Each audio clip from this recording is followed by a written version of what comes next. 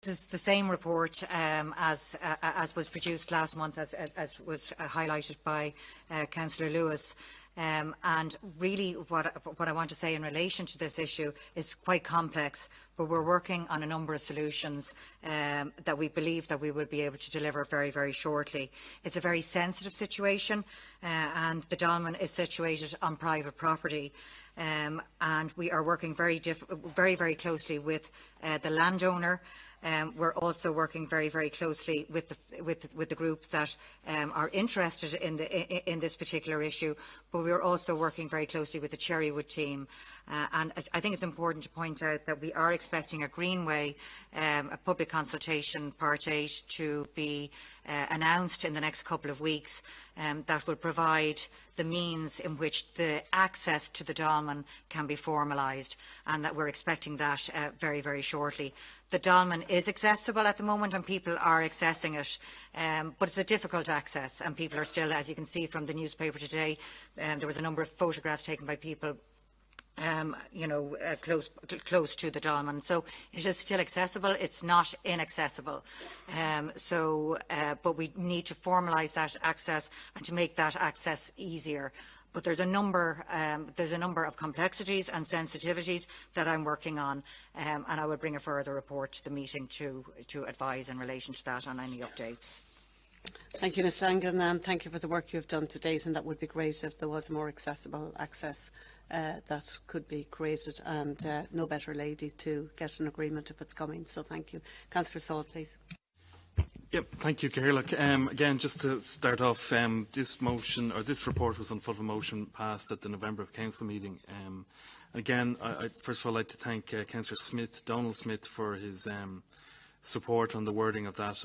I've no doubt when I was playing in Deer Park, he was playing in his back garden, which had a dolmen near it, but he has a 30 or 40 year history with the dolmen, so I'm a late conscript to it, but I'd like to thank him for his support on the wording for the November motion.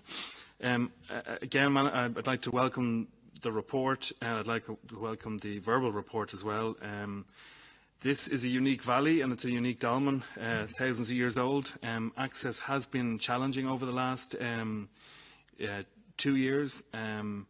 I had to climb over a tree and a river, and hoping I wouldn't break my leg or get soaked at the time. But I think this is a difficult situation, and as the manager said, it's a very complex situation in relation to a lot of state agencies, but also NAMA.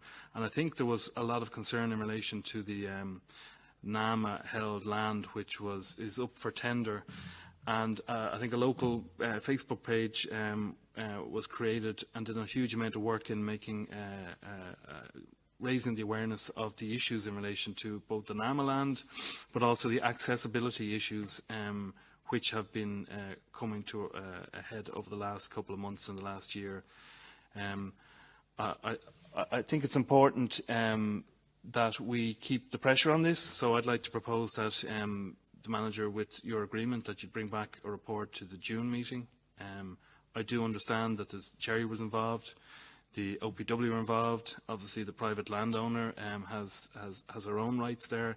It's a very complicated process that has to be skillfully negotiated, but I'm from reading the report, and particularly from your response, manager, I'm very, very hopeful that there will be an agreement in the next couple of months, so there will be progress, sorry, not agreement, progress in relation to securing public access. And it is vital that while securing public access to a national monument, we also have to be careful of the unique heritage of the valley itself, and not necessarily wanting to suddenly put this on the map as a tourist attraction, and suddenly we're looking at car parking, and we're looking at completely and utterly destroying parts of the heritage and ecosphere that we're trying to protect. So I do think it's a very, very difficult balancing act that you have to do.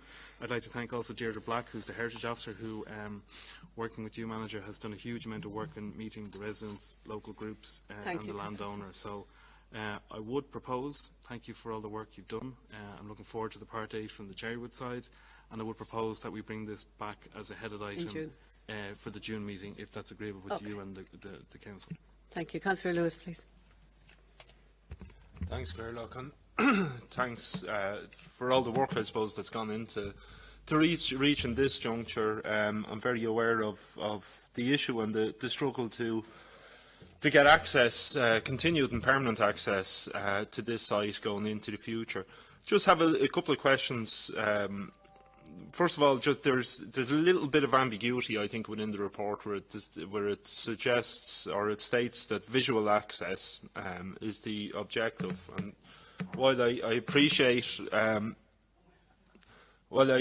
how sensitive the biodiversity is in the area, how sensitive the history is around the site, I'm just looking for some clarity on the term visual access, because as things stand, yes, there's no formalised route to the portal tomb, but people do enjoy visiting it and can at the moment and do regularly visit it. So I'd just like some clarity on that. Also, just in relation to the Cherrywood SEZ, it was part of the Cherrywood scheme that a route would be finalised leading to the Dolmen. It has been suggested over the past week that a revised look at the Cherrywood STZ may happen, and I'm just wondering, is that process likely to happen anytime soon? Because personally speaking, I think it could be a process and should be a process that we look very closely at this. And also, just the NAMA was raised. I think NAMA's response was disgraceful, to be quite honest with you, but it is typical of their remit, of their economic remit, and not actually managing one of the finest assets, international assets we have, never mind local assets to this county. And also, I was just looking for some clarity on the Part 8 process as well. I think the suggestion to come back from a June meeting is wise, and I think we need to keep this on the agenda. Thanks, Chair. Thank you very much. Councillor Kivillahan, please. Yeah, as somebody that lives in Cherrywood, I'm well aware of the existence of this unique piece of heritage. And also being involved in the tourism industry over the last number of years, I often worry about the excess of tourism at some sites and the destruction it wrought as well. This is quite a unique site, and it's unique because the environment in which it sits. If it just stood out in a field on its own, it wouldn't be as unique as it does in this site. It's a valley. It's a little opening. An opening among a small forest, if you want to put it that way. And there has been trees growing around it for a long time. And it would be terrible to lose that uniqueness. I can understand why you'd want it visual rather than everybody touching it and so on. We have seen with Newgrange over the last number of years, and where they've had to bring in restrictions because of the damage done by mass tourism. I think the most important thing is how we give people access here and how we control it as well. The fact that people weren't able to access it for a long time has kind of protected it in a way as well. We've seen other dolmen sites which have been, done a lot of damage to. And I'm sure that the Department of Local Government and Heritage will be looking very closely at that site as well. So when we do see a plan, and if we can get agreement here, we must look at protecting the uniqueness of the site, and at the same time giving people an understanding and a visual aspect of what we have there to make sure that that can be preserved for future generations. Thanks, Councillor Kivillahan. That's great. Thank you very much. And Councillor Clark, did I see you? Yeah, go ahead. And then we have Councillor Frank McNamara. Good morning, I'd like to echo the comments made by previous speakers, thanking Ms Langan and others for the work that they do. Obviously, this is one of Cloney Shankill's great pieces of paleo history on the right side of the Bennonstown Road. And but I'd like to pay tribute to Councillor Saul and Councillor Smith for their initial work and the report. Like other councillors, I am interested in that final sentence, second last sentence, emerging options emerging to secure access. And I would like to ask you, what is your end game as to what access actually is? I appreciate what Councillor Kivlahan said, that we don't necessarily want this, priceless monument to be disrupted. There is something to be said to be able to get close to it, to stand beside it, its awesome majesty. Visual access isn't necessarily going to give that amenity to our citizens. So I would like to see a situation where, we don't want people climbing it, but we would like to be able to, surely, to be able to be photographed beside it and to actually be able to stand relatively close to it. And that's something I think I would hope for. But again, I acknowledge the tangled web that we will have to somehow cut through over the weeks and months ahead. I look forward to the report in June, but I would just be interested as to what your final endgame is. And there may be some disagreement in this room. I would hope that it might be more than visual access. And I certainly, I think maybe other councillors would agree that it's, visual access is not enough, and we have to make sure that all options are on the table. And we as councillors, whether it's via site visits or anything that we can do, also talking to our government parties, we will be very happy to do anything we can to make sure that citizens can gain relatively close access to this monument. Thank you, Caherla. Thank you very much. And I'll second Councillor Saul's proposal to bring a report back in June. Councillor Frank McNamara, please. Thanks, Caherla, and thanks to everyone who spoke. I remember in 2019 canvassing the Brennanstown Road, and I was a young man figuring out as I went along.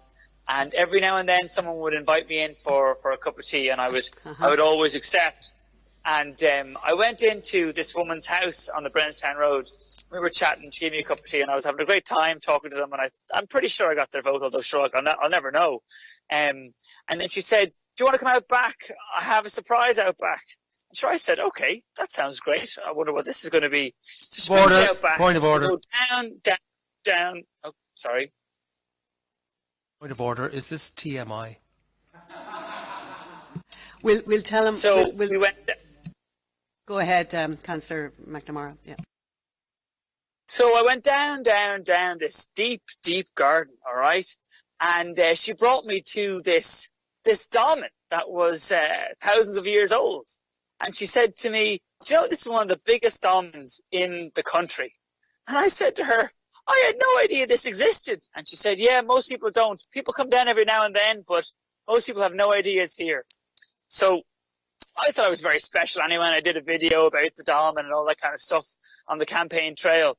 And all I can say is that I think this is a very positive development. I'm delighted with all the coverage it's getting. I look forward to school children coming to see this dolmen as a bit of local heritage, because I and a lot of my friends, most of us had no idea it was there, even though we've been there how many thousands of times before. So fundamentally, I'm deeply optimistic by this debate and by the report. And I look forward to the legions of school children travelling down to the dolmen as part of their history projects in the future. So I'm just delighted. That's basically it. Thanks, everybody. Thank you, Councillor McNamara. I know that lady well. She canvasses for the Labour Party all the time. Well, at least a vote for Dennis. At least now I know. But sure, we enjoyed this. Thank you very much. Have we? That's Therese. Do you need to come back, please, to answer some of those queries? No, and thanks very much for everything that you said. And I suppose really, we would obviously want to provide the optimum access to the dolmen and that physical access. However, we do have to learn from other experiences, and we will have to engage with the OPW to learn about what exactly we should be doing, because they're the people with the expertise in terms of the protection of monuments. I suppose this is 6,000 years old. I don't have all the answers at the moment. I genuinely don't, except our ambition is to try and give a formalised, easy access to the dolmen that people can appreciate it. And that will be done through the Greenway, and that has been mentioned, and that will be going out to public consultation in the next couple of weeks. That will help formalise that access. Really, I think at the end of the day, people want access, and that's what we're going to try and do. But as I said, it's sensitive, it's on private property, and we have to tread very carefully. But we are in the midst of negotiations around this particular issue, and I will bring a report back to the June meeting in regard to it. Thank you very much, Ms Langan, and we look forward to having that report back. And thank you and the entire team for all the work you're doing on it. Councillor Lewis, yeah. Yeah, I just asked a very specific planning question, just about the Cherrywood development scheme, and if this was likely to be revised, because it would have a possible impact potentially on this site. Is that for you, Ms Henchy, or sorry, Anne Devine, Ms Devine, thank you. Yeah, I think, Councillor, you're referring to that the possibility of us looking at an amendment as we move forward with Cherrywood, and in particular we're obviously looking at the building heights at the moment, and obviously an element of town centre 1 as well. So that's our focus at the moment. So I think what Trace has articulated here is in the context of the Greenway, which I suppose not really a greenway per se. It's a natural walk through a beautiful valley, and we're very conscious of that. So you're trying to find that happy medium between allowing people access on a beautiful area, but that it wouldn't be a thoroughfare, if you're with me. So we've got funding from the URDF to do that linear park, and we'll be sensitive to the route and to the Dolmen for that. So I think the same outcome will happen. I don't think the planning scheme needs to be amended as per se. So does that answer your question? Hugh, come on. Well, I might be thinking of stuff that you aren't aware of, in fairness, you know. And I'm just wondering, will it be amendable, that scheme, in the near future? I suppose that's probably a fairer way of asking you. Apologies, Councillor Lewis. I might talk to you after. Sorry, I can't turn around and talk into the mic at the same time. So sorry if I'm coming across. I'm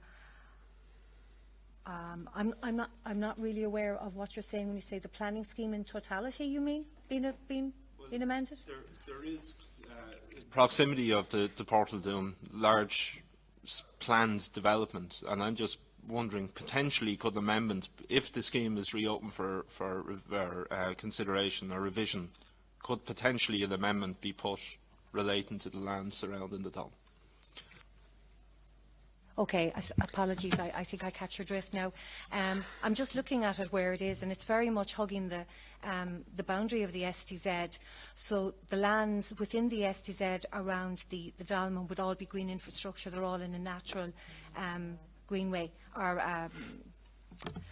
woodland, and an ancient woodland area. So I suppose you're talking about the lands coming off Brenanstown Road. So I can't really speak to that because that's outside the STZ, if that makes sense. And we might, whatever we can in the report, incorporate it back in this. Members, can we note that, please? Thank you.